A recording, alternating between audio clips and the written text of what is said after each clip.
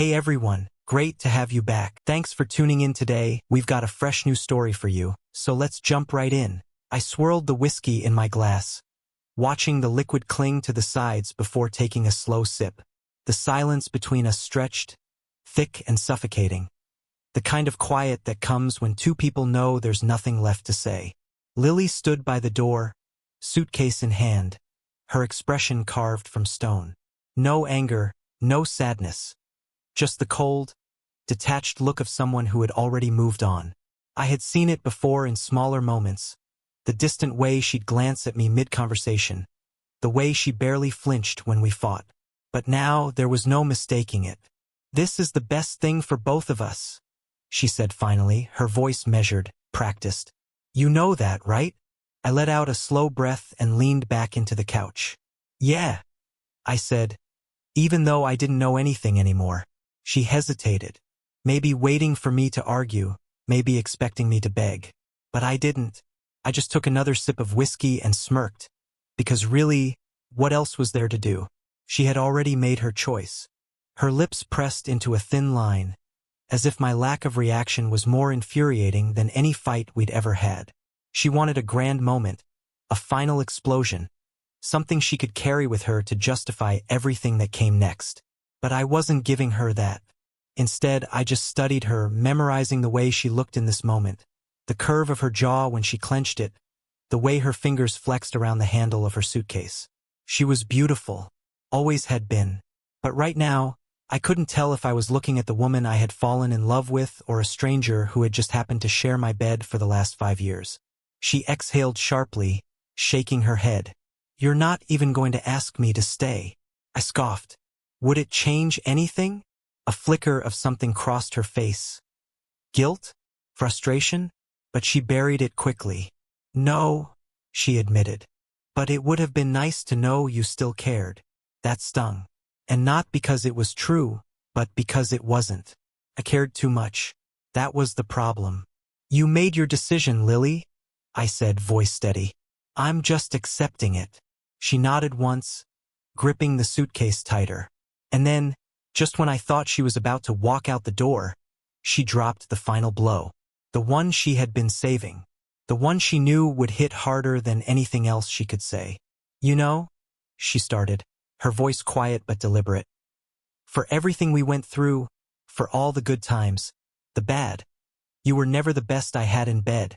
A slow, deliberate *T right to the gut. I didn't flinch, didn't give her the reaction she wanted. But inside, something cracked.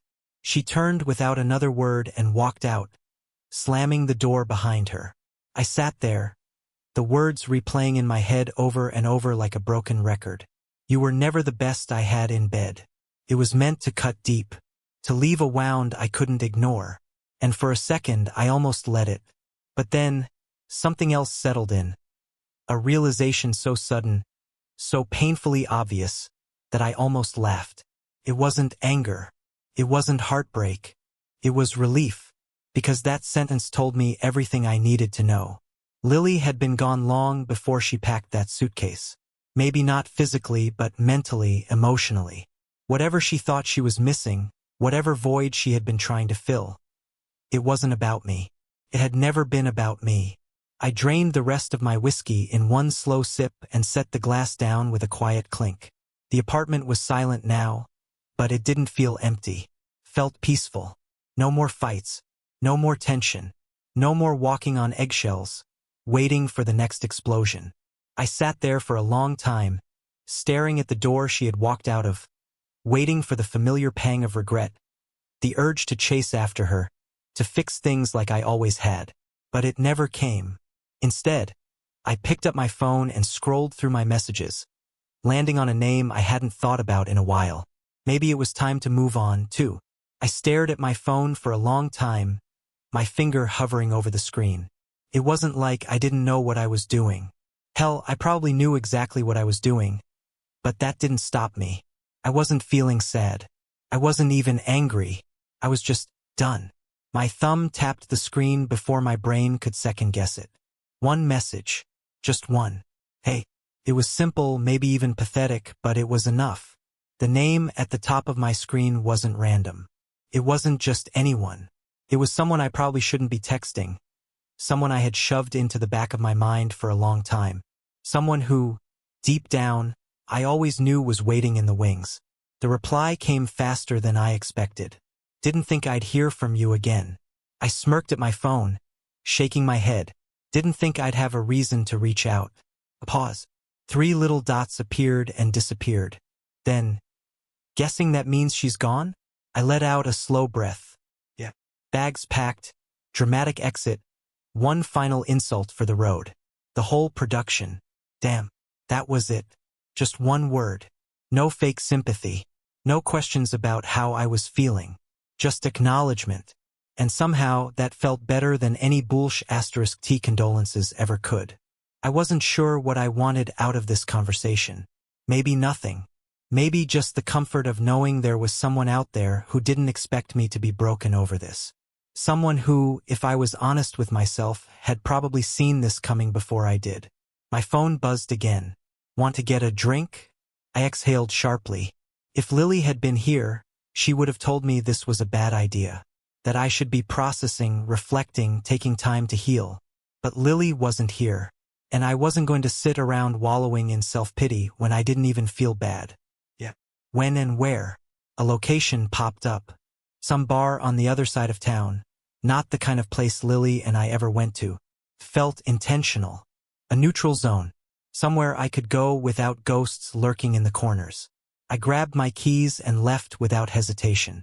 The drive was short, or maybe I just wasn't paying attention. The bar was dimly lit, the kind of place where nobody asked questions. I spotted her immediately, sitting at a booth in the back, stirring the ice in her drink with one finger. I slid into the seat across from her. Hey! She looked up at me, and there it was, that little smirk, the one that always seemed to say I knew you'd end up here. Hey yourself. She tilted her head, studying me. You look surprisingly okay. I huffed a small laugh. Guess that makes one of us. She took a sip of her drink. So, what was the final nail in the coffin? I leaned back, letting the words settle before saying them out loud. Told me I was never the best she had in bed. Her eyebrows lifted slightly, but there was no shock, just quiet amusement. Ouch! I shrugged. Not really.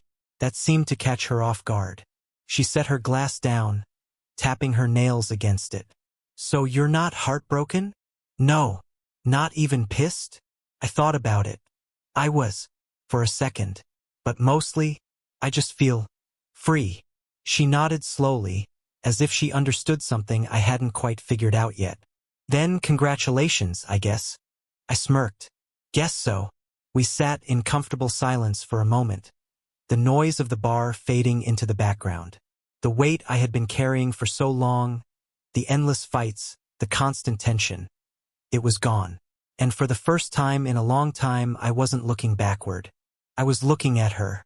She held my gaze, her lips twitching like she had something on the tip of her tongue, but wasn't sure if she should say it. That was the thing about her. She was never the type to hesitate. She spoke her mind, cut through the *T, and I had always liked that about her. Maybe that's why I had texted her. Maybe I needed that. So, she finally said, tilting her head slightly. What now? I exhaled, rubbing a hand over my jaw. Now? I repeated as if I had any kind of real answer. Now, I drink this whiskey, and I don't think about the last 5 years. She smirked, nodding at my glass. Then you might need another round. She wasn't wrong. I lifted my hand to flag down the bartender, ordering another, and she did the same. When our drinks arrived, she tapped hers against mine before taking a slow sip. She was the opposite of Lily in so many ways. Where Lily was sharp and polished, she was effortless. Where Lily needed control, she was the type to go wherever life took her. And now, sitting across from her, I found myself wondering why I had spent so many years fighting to hold on to something that had been slipping through my fingers from the start. So, she said, setting her drink down and studying me with those sharp eyes. Did you ever cheat on her? The question didn't shock me. She had never been the type to tiptoe around things. No, I said easily. Thought about it once or twice, back when things started falling apart. But no, I never did. She nodded slowly, swirling the ice in her glass. She did, though, didn't she? I didn't answer right away. Instead, I took a slow sip of my drink, letting the warmth settle in my chest. It wasn't something I had proof of, but it was something I knew. I had known it for a long time, maybe even before she had. I think she wanted to, I admitted. Maybe she did. Maybe she was just waiting for an excuse to justify it. I let out a quiet laugh, shaking my head. Guess she never got the chance. Or maybe she did, she said, watching me carefully. And you just didn't care enough to look. I met her gaze, letting her words sink in. It was the first time I had really thought about it like that. If I had dug deeper, if I had pushed, if I had gone through her phone, would I have found something? Probably. But I hadn't. And that told me everything I needed to know. I guess it doesn't matter now, I said finally, leaning back in my seat. She smirked. Guess not. The conversation shifted after that, slipping into something lighter, easier. We talked about old times, the way we used to run into each other at parties, the way we had always been drawn to each other but never crossed that line. We talked about Nashville, about the best bars in town, about how the city had changed since we first met. At some point, the drinks stopped being the main focus. It wasn't about getting drunk anymore. It was about the easy way we fit into conversation, the way the silence between us didn't feel heavy like it had with Lily. I didn't check my phone once.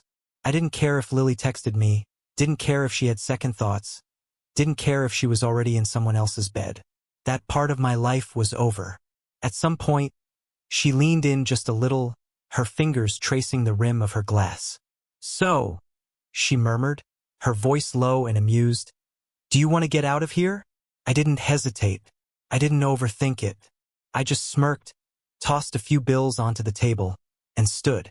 Yeah, I said. I do. We stepped out of the bar into the cool Nashville night, the air thick with the scent of rain that hadn't yet fallen. The streets were still alive, neon signs humming, laughter spilling from doorways, but it all felt distant, like background noise to something that suddenly felt much more real.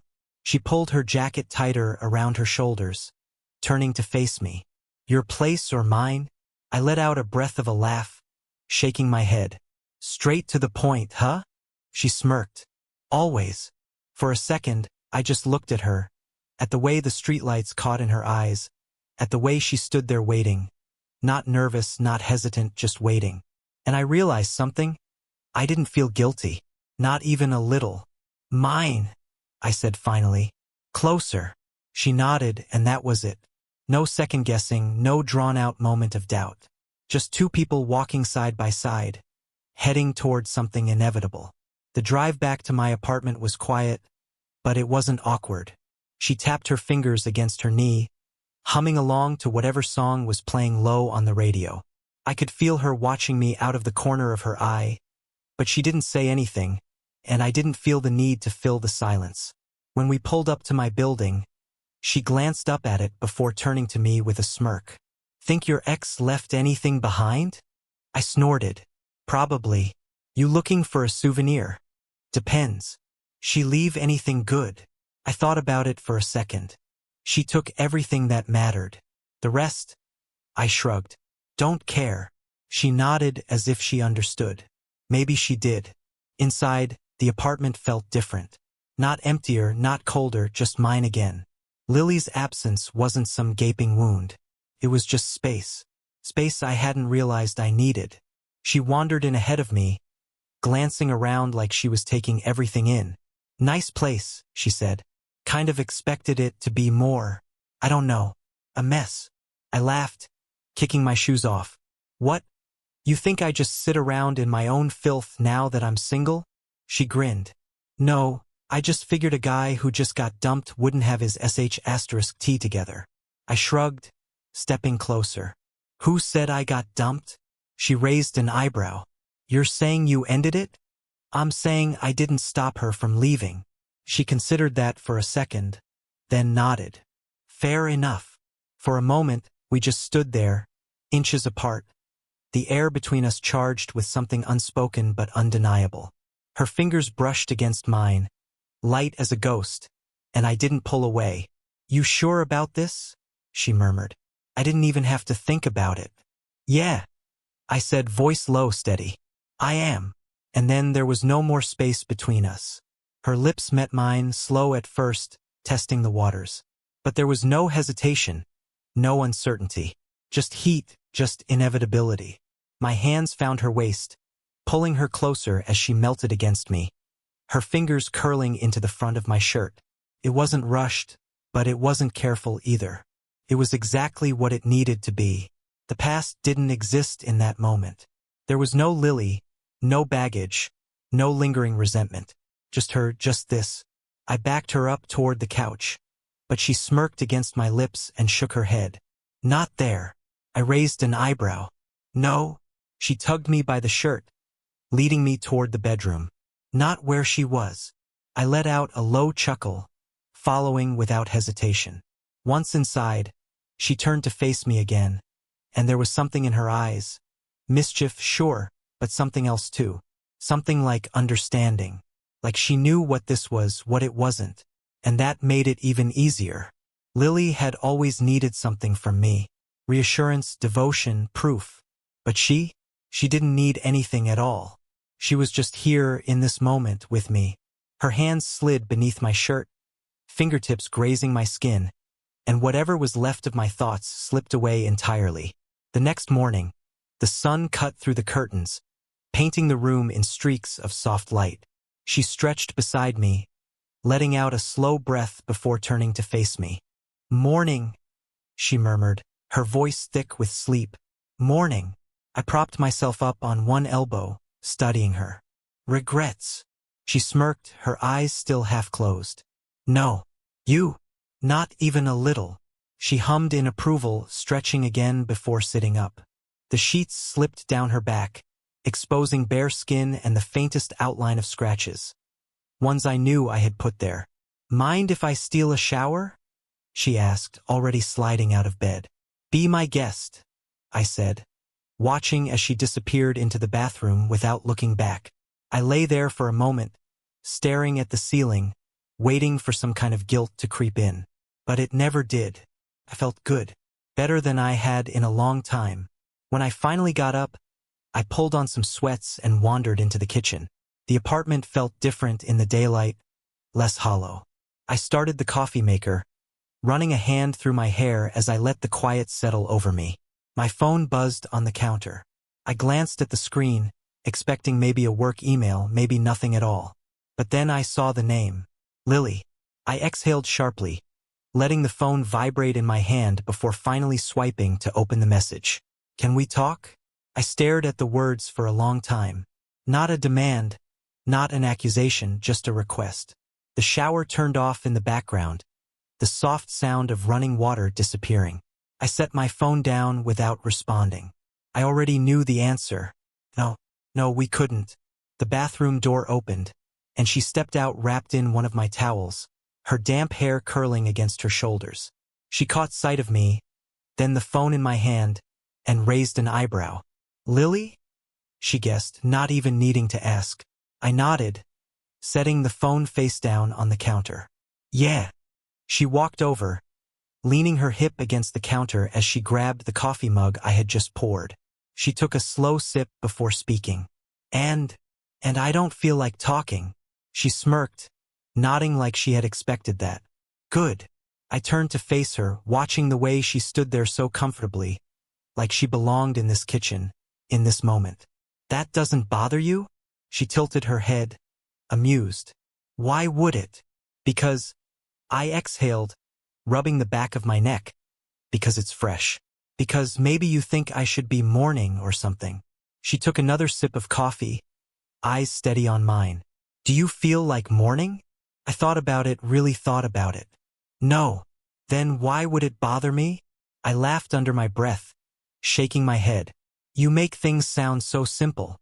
"They usually are," she said, setting her mug down. "People just like making them complicated." She wasn't wrong.